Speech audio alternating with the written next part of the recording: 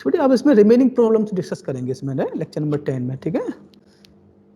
देखो बेटा ये है रिमेनिंग प्रॉब्लम्स, मैं बोला 12 प्रॉब्लम्स हैं बेटा। देखो अब ये देखो नेक्स्ट क्वेश्चन, देखो बेटा ये क्वेश्चन है हमारा बहुत ही अच्छा क्वेश्चन। देखो क्या है, a policeman fire 6 bullet on a dacoit, the probability that dacoit will killed by the bullet is 0.6। उसने कितने फायर किए, n इज इक्वल टू 6 फायर किए उसने, ठीक है। n तो दे रखा है हमें 6 नंबर ऑफ बुलेट्स, ठीक है, और प्रोबेबिलिटी दे रखी है उसने, प्रोबेबिलिटी ऑफ सक्सेस कह रहा किल्ड, है ना, तो क्या होगा 0.6। अब पूछ रहा what is the probability that dacoit is still alive, तो ये पूछ रहा है कि उसकी प्रोबेबिलिटी बताओ कि वो जिंदा बचा हुआ है कि नहीं बचा है ना।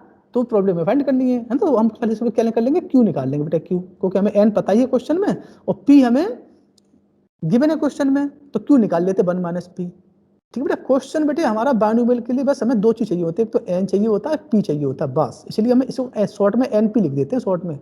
कभी बेटे क्वेश्चन आ जाता है ना तो उसमें एन ऐसे लिखा होगा, ऐसे ना, ऐसे कभी लिखा हो 6 और 1/4/3 लिखा है, इसका मतलब क्या है, एन इसमें 6 है और ये पी क्या है, प्रोबेबिलिटी उसकी 4/3 है।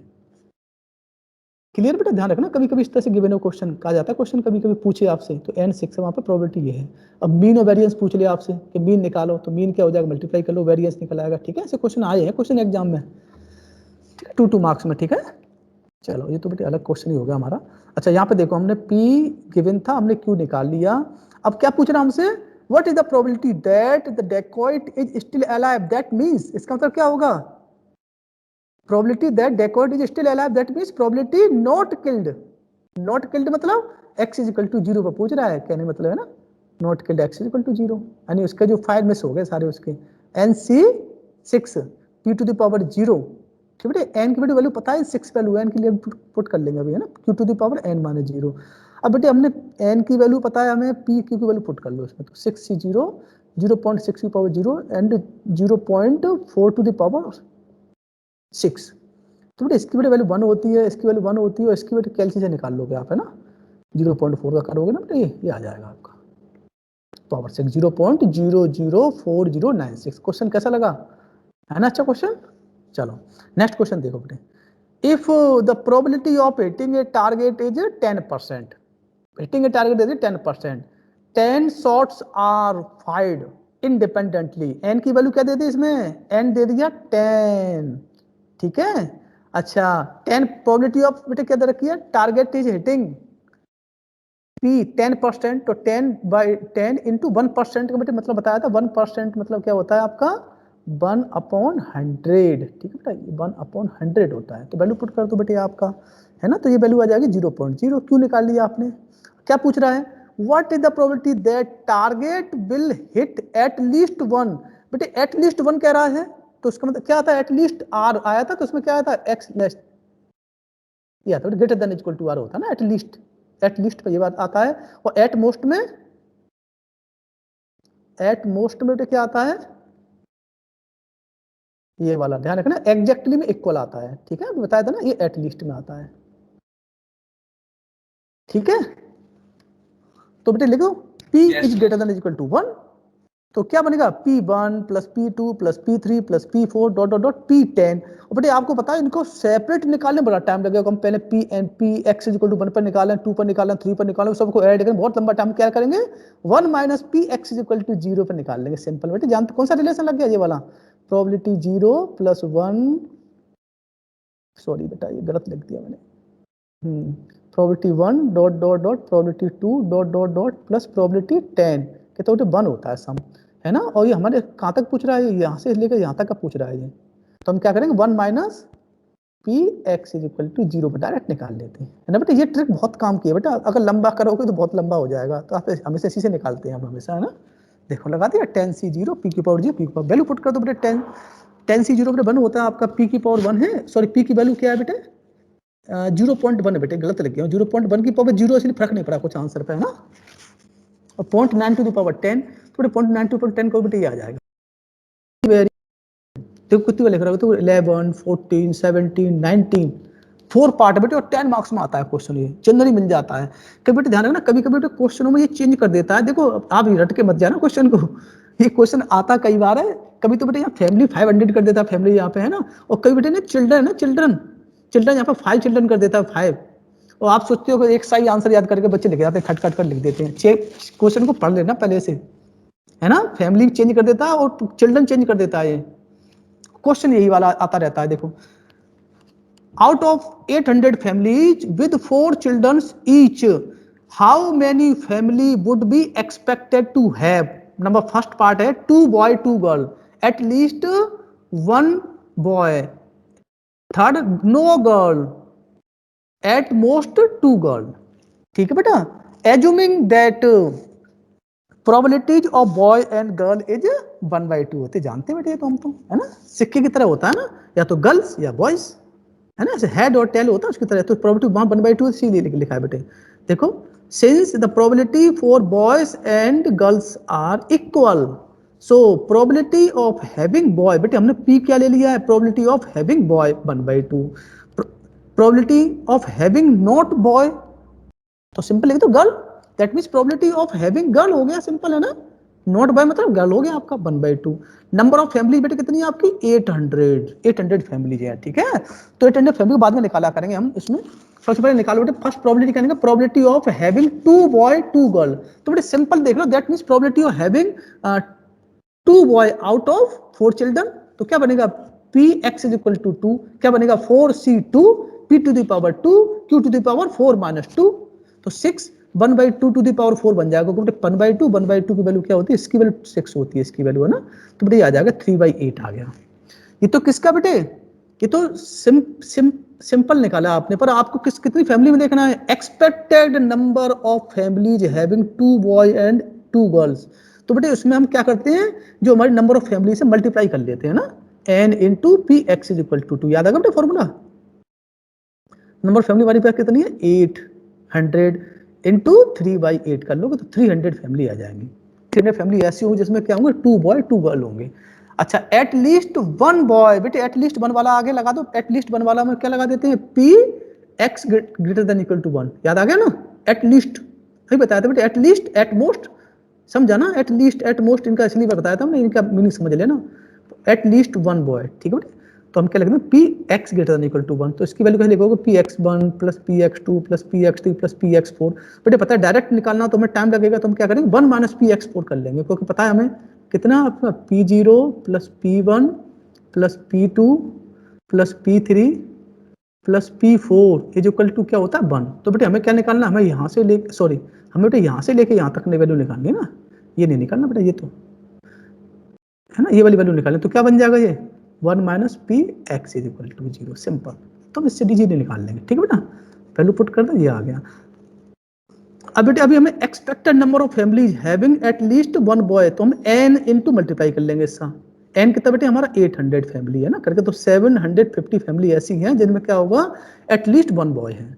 अच्छा बेटे नेक्स्ट क्या है, probability of having no girl, इसका मतलब बेटे क्या कर रहा है, नो गर्ल मतलब ऑल बॉयज कह रहा है, इसका मतलब 4 जो बच्चे हैं ना वो चारों के चारों बॉयज हों, तो क्या बनेगा प्रोबेबिलिटी x = 4, तो 4c4 p to the power 4 q to the power 4 - 4 0 हो गया बेटे, है ना, ये 16 आ गया। अब से number expected number of families having no girl, तो बेटे मल्टीप्लाई कर दोगे n × px = 4, 800 इंटू जो वैल्यू आती है बेटे इसे मल्टीप्लाई कर लेते हो, तो आपका 50 फैमिली ऐसी होंगी इसमें क्या होगा नो गर्ल, कोई गर्ल नहीं होगी। लास्ट पार्ट देखो बेटा, प्रोबेबिलिटी देखो बेटा आ गया, probability having at most 2 girl आ गया, एट मोस्ट 2 गर्ल, तो दैट मींस बेटे probability getting x > 2, at most आता है तो ये वाला साइन आता है, ठीक है, तो p2 + p3 + p4, तो बेटे इनको निकालने से हम डायरेक्ट क्या लिखेंगे, फॉर्मूला क्या होता है p0 + p1 + p2 + p3 + p4 = 1। बेटे हमसे वैल्यू कौन सी पूछ रहा है, वो यहाँ से यहाँ तक का पूछ रहा है, तो वैल्यू क्या बन जाएगी, ये वाली वैल्यू 1 - px = 0 - px = 1, या बेटे ऐसे साइन लगा लो आप, ऐसे लिख लो आप, ठीक है। तो इनको अलग से हमने निकाल लिया, ये वैल्यू हमारे पास आ जाएगी, सॉल्व कर लोगे 1 माइनस करोगे तो 11/16 आ जाएगा बेटा। इसके बाद हम फाइंड करेंगे expected number of families eight most 2 girls, this is n × p, probability x > 2 and n is 800 into probability 11/16 at x = 2, clear, so multiply is 550, clear। ठीक है, क्वेश्चन क्लियर है बेटा? बताओ, अच्छे क्वेश्चन है बेटा, इन क्वेश्चनों को कर लेना आप। ठीक है, मैंने देखो आपका बहुत बर्डन कम कर दिया आपका, है ना, मैंने वहां पे सारे क्वेश्चन थे मैं अलग से लिख दिए मैंने फिर। अच्छा बेटे ये क्वेश्चन देखो बेटे, ये क्वेश्चन भी बहुत देखो बेटे, जिन क्वेश्चन में वेरी वेरी इंपोर्टेंट लिखा होता है ना बेटे, वो बहुत इंपोर्टेंट होते हैं, उनमें और कुछ नीड नहीं, बताने की नीड नहीं होती है उनमें। वेरी वेरी इंपोर्टेंट मतलब वो वेरी वेरी इंपोर्टेंट ही होता है वो। देखो, fit A binomial distribution for the following data. देखो बेटा ध्यान रखना, पहले तो फिट करवा रहा है, सेकंड पार्ट में क्या करा है, compare the theoretical frequency with the actual ones. Last में बेटे कंपेयर करवा रहा है, दो अलग क्वेश्चन है ये, क्वेश्चन 10 मार्क्स में आता है बेटा, ऐसा क्वेश्चन कभी भी आता है तो, ना।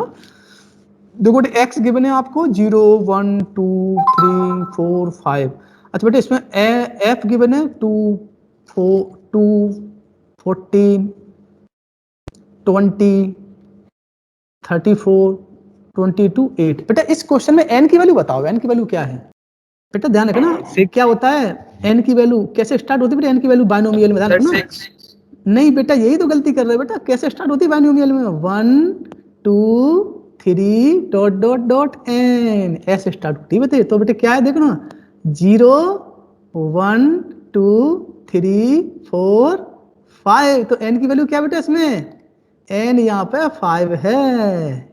ये बेटा यही गलती बच्चे कर जाते हैं इसमें, क्योंकि बेटा ये नंबर ऑफ ऑब्जर्वेशन वाला नहीं है, ये वाला एन कौन सा है हमारा, बाइनोमियल डिस्ट्रीब्यूशन में आता है वो वाला है।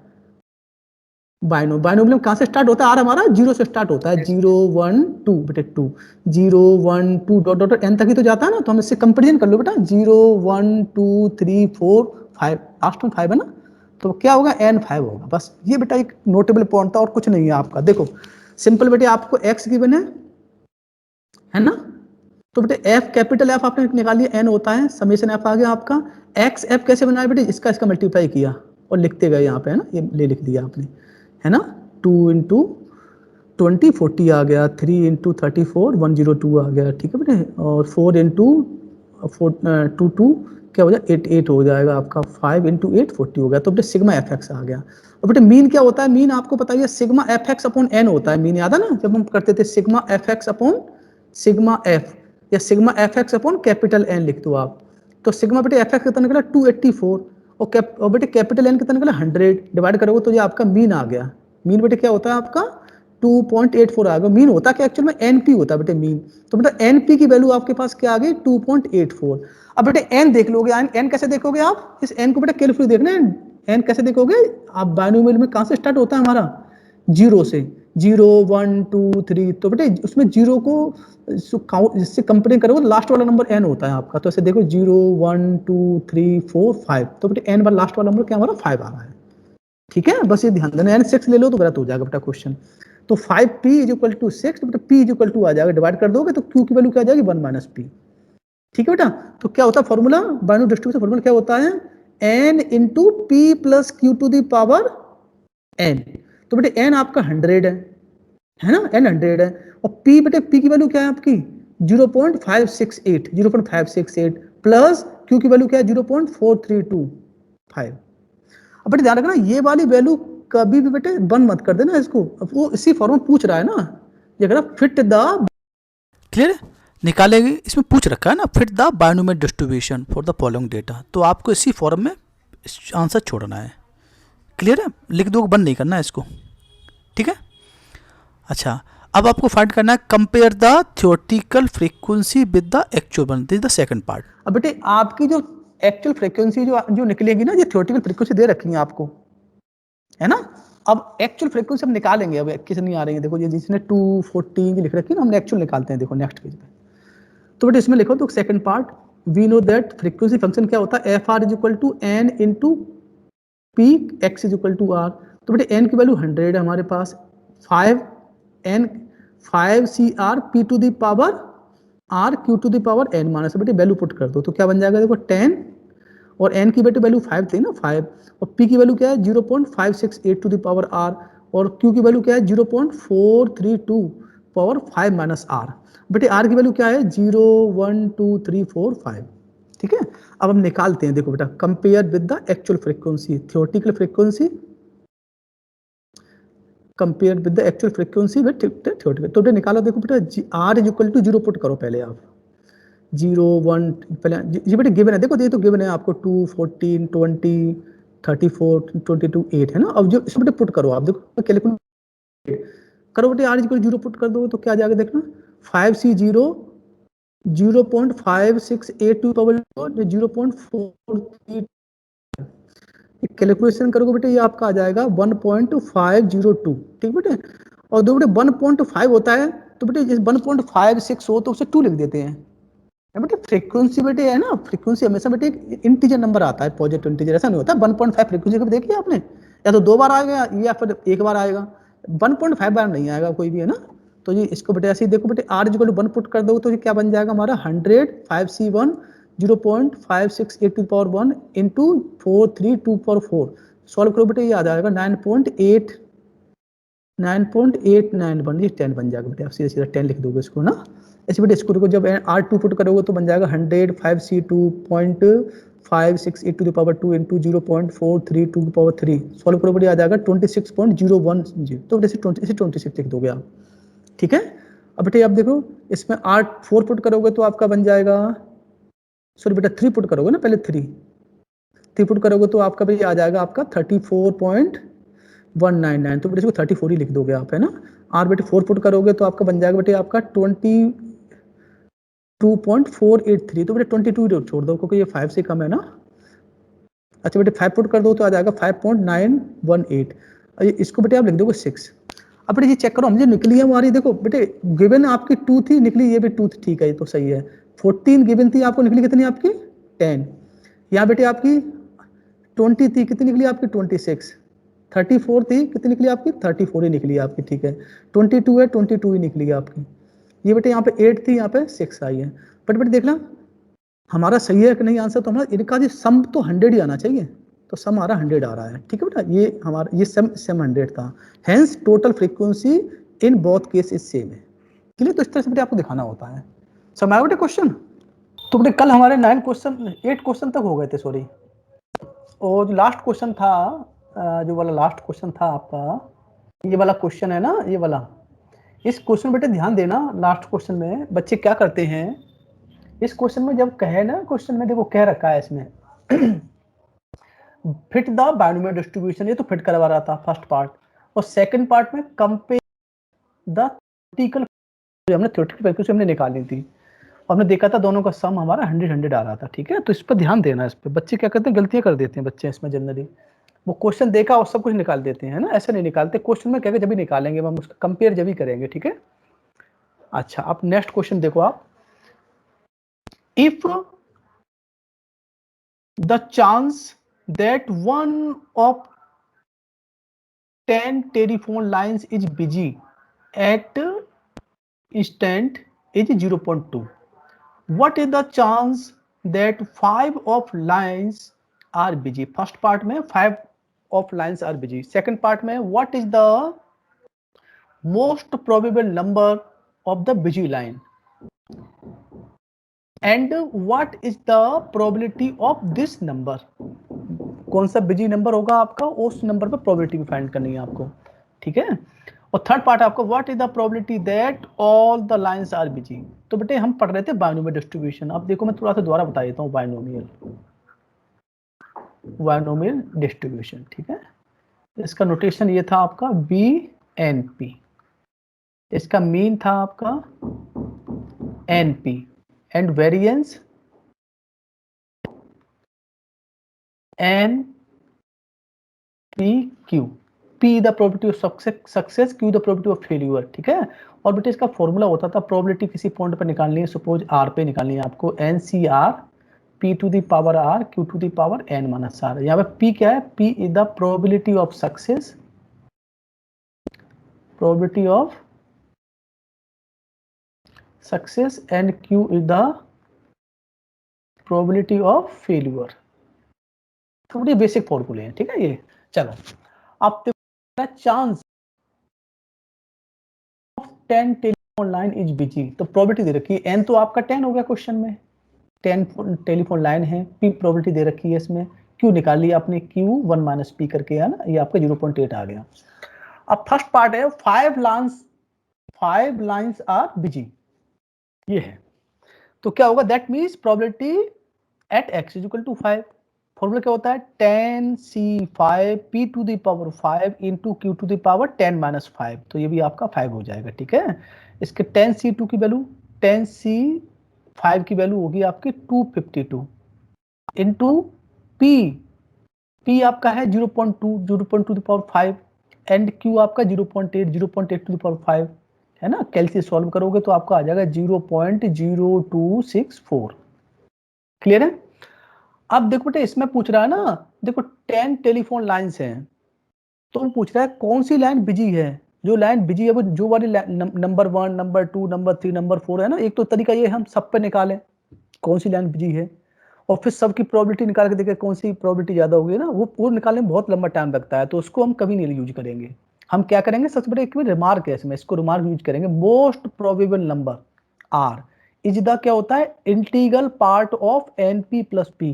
बेटे इंटीग्रल पार्ट, जो इंटीग्रल जो पार्ट फंक्शन होता था आपका, ग्रेटेस्ट इंटीजर फंक्शन, वो हम उसको लिखते थे इस तरह से, ब्रैकेट में लिखते थे एन पी प्लस पी। याद आ रहा आपको ये इसका मतलब क्या होता है, greatest integer less than equal to X, ये होता था। जैसे बेटे आपको निकालना है 2.1 ऐसे, तो उसकी वैल्यू 2 ही रहेगी, है ना। 2.1 2.2 निकालो तो भी वैल्यू 2 ही रहेगी। 2.9 तक 2.9 तक वैल्यू निकालो तो 2 ही रहेगी आपकी। ऐसे देखो इसमें क्या है, 2.2 आ जाएगा। से N P plus P, N कितना आपका, एन 10 है, पी आपका 0.2 है, तो एन पी करोगे तो आपका 2 बन जाएगा, प्लस पी 0.2, तो 2.2 की वैल्यू क्या होगी, 2 होगी आपकी। तो जो आपको डायरेक्ट पता लग गया कि ये लाइन नंबर 2 है ना, बहुत बिजी है, कह रहा ना। देखो what is the most probable number बेटे जिस पर प्रोबेबिलिटी सबसे ज्यादा हो, most probable number of busy line, and what is the probability of this number. तो सबसे पहले हमने निकाल लिया जो सेकंड लाइन क्या है हमारी, बहुत बिजी है, ठीक है। तो उसकी प्रोबेबिलिटी निकाल ली, P X is equal to 2 पे 10c2 p to the power 2 q to the power 10 minus 2। Value put कर दो, 10c2 बेटे आ जाएगा आपका 45, p की वैल्यू है 0.2 की power 2 and q is equal to 0.8। Value put कर दी हमने 0.8 टू द पावर 8, कैलसी से सॉल्व करोगे तो आपका आ जाएगा 0.301989 आपका आंसर आ जाएगा। अच्छा थर्ड पार्ट देखिए बेटे, थर्ड पार्ट क्या है, व्हाट इज द, हाँ कुछ पूछा जा रहा बेटा। मोस्ट प्रोबेबल नंबर कैसे निकाला आपने? बेटा मोस्ट प्रोबेबल नंबर का फॉर्मूला है ये वाला, देखो दोबारा देखो इसको, रिमार्क को ना, मोस्ट प्रोबेबल नंबर रिमार्क है बेटे, ये फॉर्मूला है इंटीग्रल पार्ट ऑफ क्या होता है, एनपी प्लस पी। तो एनपी प्लस पी, तो बेटे एन की वैल्यू क्या है 10 और पी की वैल्यू 2 है, तो देखो इसमें सॉल्व करो इसे, तो ये क्या बन जाएगा, 2.2 बन जाएगा। और ग्रेटेस्ट इंटीजर का साइन लगा रखा है, ग्रेटेस्ट इंटीजर साइन होता है ना, 2.2 का मतलब क्या होता है 2। ये बेटे ग्रेटेस्ट इंटीजर फंक्शन यूज किया हमने ये वाला है, ठीक है। इसको तुम ध्यान दे दिया पहले से, ये इसी को तो बता रहा था इतनी देर से मैं। ग्रेटेस्ट इंटीजर है ना, ऐसे आपको 2.1 निकालना तो 2 होगा, 2.2 की वैल्यू भी 2 होती है, 2.9 तक की वैल्यू आपकी 2 ही होती है ग्रेटेस्ट इंटीजर में। तो आपको पता लग गया most probable number, that means ये सेकंड लाइन सबसे बिजी लाइन है ना, तो इसकी प्रोबेबिलिटी निकाली इन्होंने, ठीक है। क्लियर है। हाँ तो बेटा ये रिमार्क को याद रखना ये वाला, ठीक है। एन पी प्लस पी, और ये कौन सा साइन है आपका, ग्रेटेस्ट इंटीजर फंक्शन का साइन है ये, जो पढ़ते थे आप 12th में पढ़ते थे, ग्रेटेस्ट इंटीजर फंक्शन उसकी वैल्यू होती है। ग्रेटेस्ट इंटीजर मींस ना, ग्रेटेस्ट इंटीजर साइन ये होता है आपका, ठीक है। इसको सीलिंग फंक्शन भी पढ़ते थे आप। अब लास्ट पार्ट क्या है, what is the probability that all lines are busy. बेटे all lines are busy that means 10 lines हैं, ऑल आर लाइंस बिजी। तो क्या पूछ रहा है वो, प्रोबेबिलिटी पूछ रहा है, 10 लाइंस की प्रोबेबिलिटी है ना, तो डायरेक्ट निकाल दोगे आप, P X is equal to 10 लगा दो formula, 10c10 p to the power 10 q to the power 10 minus 10, तो 0 बन जाएगा, ठीक है। वैल्यू पुट कर दो, 10c10 की वैल्यू 1 होती है, आपका क्या बना 0.2 की पावर 10 इंटू 0.8 की पावर 0, तो बड़े 1 हो गया आपका, डायरेक्ट आंसर आ गया 0.2 की पावर 10, ठीक है। नेक्स्ट क्वेश्चन देखो आप, देखो ये 3 क्वेश्चन है, बहुत छोटे क्वेश्चन है ये, है ना। मैं समझ रहा है इन क्वेश्चनों को, आए हैं एग्जाम में सारे सारे। देखो if on an average one whistle is every 10 is breaked, ठीक है। उनमें से on average one whistle in every 10 is breaked, ठीक है। Find the probability that out of 5 vessels expected to arrive 4 will arrive safely। ठीक है, अब आपको प्रोबेबिलिटी फाइंड करनी है कि 5 में से 4 सेफली अराइव हो जाए आपके। ठीक है, तो देखो सबसे पहले हम देखते हैं पूछ किसकी प्रोबेबिलिटी रहा है, सेफली। तो सेफली के निकालने के लिए पहले हम डिफेक्टिव हम निकाल लेंगे। देखो क्या है, देखो out of 10 whistle 1 whistle is breaked, that means 9 whistles out of 1 sorry out of 10 are safe. 9 safe हो गए ना, तो क्या बनेगा, probability of safe, probability P होती है प्रोबेबिलिटी ऑफ सक्सेस, हमेशा पी क्या होती है, प्रोबेबिलिटी ऑफ सक्सेस। तो क्या बनेगा, पी इज इक्वल टू बनेगा 9/10 और क्यू प्रोबेबिलिटी 1/10 होगी की प्रोबेबिलिटी। ठीक है, दिख भी रहा है आपको कैसे डायरेक्ट, है ना। On average 1 whistle is every 10 is breaked, मतलब आपके 10 इज खराब हो जाते हैं आपके। ठीक है ना, तो 1/10 हो गया आपका। अब देखो प्रोबेबिलिटी क्या पूछ रहा है, at least 4 out of 5 are safe. At least बेटे कभी भी, दैट मींस क्या पूछ रहा है आपसे, probability x is greater than is equal to 4 पूछ रहा है। एट लीस्ट में ये करते थे ना, तो that means P X is equal to 4 plus P X is equal to 5। P X is equal to 4 क्या बनेगा, 5c4 p to the power 4 q to the power 5 minus 4 और 5c5 into p to the power 5, बेटे p to the power 5 है। ठीक है ना, p to the power 5 q to the power 5 minus 5 0। Value put कर दो आप, 5c4 की वैल्यू 5 होती है आपकी, है ना। p की value 9/4 to the power sorry 9/10 to the power 4 given है ना, q 1/10 है आपका। और यहाँ पे बेटे ये 5c5 1 होता है आपका, p 9/10 to the power 5 into q 0.1। तो आप कैलकुलेशन कर लो तो इजीली आपका आ जाएगा 0.91854। क्लियर है। अच्छा ये क्वेश्चन देखो, अब बहुत अच्छा क्वेश्चन देखो, 500 articles were selected at random out of a batch containing 10,000 articles and 30 were found to be defective। 500 में से 30 were found to be defective। ठीक, ध्यान रखना बेटे, 30 में से सॉरी 500 में से 30 आपके कैसे हैं, डिफेक्टिव मिले आपको। ठीक है, how many defective articles would you reasonably expected to have in the whole batch। तो बेटे सबसे पहले हम प्रोबेबिलिटी निकालेंगे, प्रोबेबिलिटी ऑफ डिफेक्टिव कितनी, टोटल हमारे 500 में से हमें कितनी डिफेक्टिव मिल लेते हैं, हमें 300। तो क्या बनेगा 300 सॉरी 300 बेटे 30। ठीक है, तो प्रोबेबिलिटी ऑफ डिफेक्टिव 30/500 आपका आ गया, डिवाइड करोगे 0.06 आ जाएगा। अच्छा बेटे एन जो है ना, ये एन दे रखा, कैपिटल एन दे रखा है आपको। ठीक है, 10,000। Our number of defective article would you reasonably expected to have in the NP। तो आप P आपने निकाले 6, तो क्या हो जाएगा 10,000 इंटू 0.6 मल्टीप्लाई 600 आपका आंसर आ जाएगा। अच्छा लास्ट क्वेश्चन देखो, a product is 0.5% defective, product is 0.5% defective and it is packed in a cartoon of 100, packed in a cartoon of 100। clear, what percentage contains not more than 3 defective। तो बेटे सबसे पहले हमें probability दे रखी है p is equal to 0.5% defective, 0.5 और percentage मतलब होता है 1/100। तो बेटे क्या आ जाएगा, प्रोबेबिलिटी आ जाएगी 0.005। क्यों निकालोगे 1 माइनस पी करके, तो आपका 0.995 आ जाएगा आपका। क्लियर है। अच्छा अब आपको प्रोबेबिलिटी फाइंड करनी है not more than 3, that means p is less than equal to 3, है ना। तो p0 plus p1 plus p2 plus p3 बेटे सबकी वैल्यू पुट करके p0 की वैल्यू nc0 है ना, लगा के फॉर्मूला आपका ना, ये सारी वैल्यू ये सम करके आ जाएगा 0.9983। तो डायरेक्ट कर दिया बेटा क्वेश्चन है ना, p0 निकालना पड़ेगा आपको। ठीक है, p1 p2 p3 ये आपका आ जाएगा 0.9983। क्लियर है। अब पर क्वेश्चन में आपसे परसेंटेज पूछ रहा है। ठीक है, परसेंटेज पूछ रहा है ना क्वेश्चन में आपसे, तो परसेंटेज क्या होगी, बताइए परसेंटेज, ये जो प्रोबेबिलिटी जो आई है ना इस बेटे 100 से मल्टीप्लाई कर लो बेटे, ये निकाल लेना, ठीक है। एन की वैल्यू यहाँ पे देखो, इस क्वेश्चन में एन की वैल्यू है आपकी 100, ठीक है। तो आपको निकल आएगा ना एन सी मतलब P0 में ये वाला फॉर्म लगेगा, P X is equal to R वाला, ठीक है।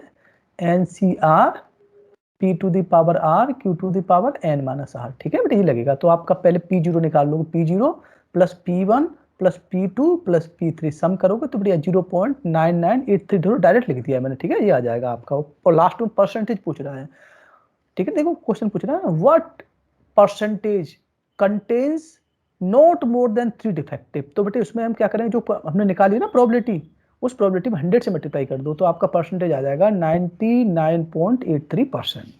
क्लियर है। ये बेटे क्वेश्चन थे बायनोमियल डिस्ट्रीब्यूशन के जो अभी तक एग्जाम में आए हैं, वो क्वेश्चन मैंने सारे कर दिए। 12 क्वेश्चन थे, 12 क्वेश्चन कर दिए, ठीक है। लास्ट 7-8 ईयर में यही क्वेश्चन आए हैं आपके। कोई दिक्कत तो नहीं बेटा, स्टॉप करें इसे, अब समझ में आ गया ना आपको। अब इनकी प्रैक्टिस करना आप अच्छे से, ठीक है। इन क्वेश्चनों को, ये क्वेश्चन मैंने किए, अभी आप लोगों ने अपने हाथों से नहीं किया। क्वेश्चन अपने हाथ से करोगे तब आपको लगेगा कि हाँ क्वेश्चन हुए हैं अभी तक, ठीक है।